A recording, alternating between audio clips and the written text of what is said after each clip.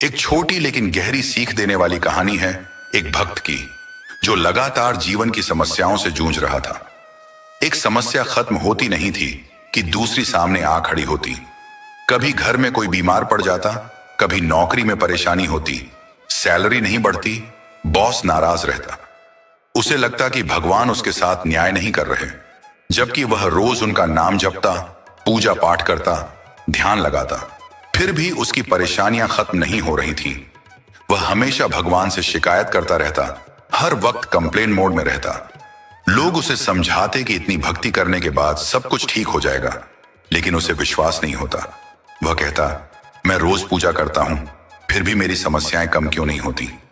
और वो लोग जो पूजा नहीं करते, उनकी जिंदगी इतनी अच्छी क्यों चल रही है? एक दिन उसकी नौकरी चली गई। वह घर आया, बहुत परेशान था। उसने भगवान के सामने बैठकर प्रार्थना की, ध्यान लगाया और उनसे विनती की कि वे स्वप्न में आकर उसे मार्ग दिखाएं।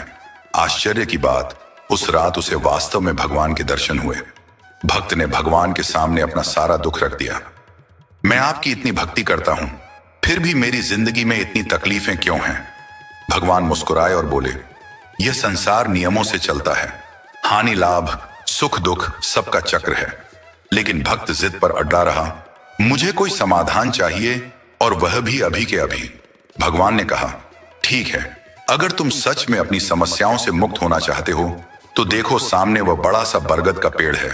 एक पोटली बनाओ, अपनी सारी परेशानियां उसमें रख दो और जाकर उस पेड़ के पास बांध आओ। वहां पहले से ही कई लोगों की पोटलियां बंधी हुई हैं। जब तुम अपनी पोटली वहां छोड़ आओगे तो तुम्हारी सारी समस्याएं खत्म हो जाएंगी।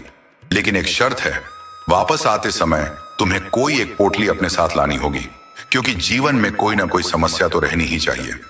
भक्त को यह प्रस्ताव बहुत अच्छा लगा।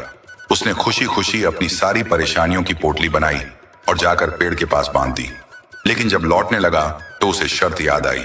उसे कोई एक पोटली उठानी थी। उसने सबसे छोटी पोटली उठाने की सोची, लेकिन तभी मन में सवाल आया, कहीं इसमें कोई गंभीर बीमारी तो नहीं?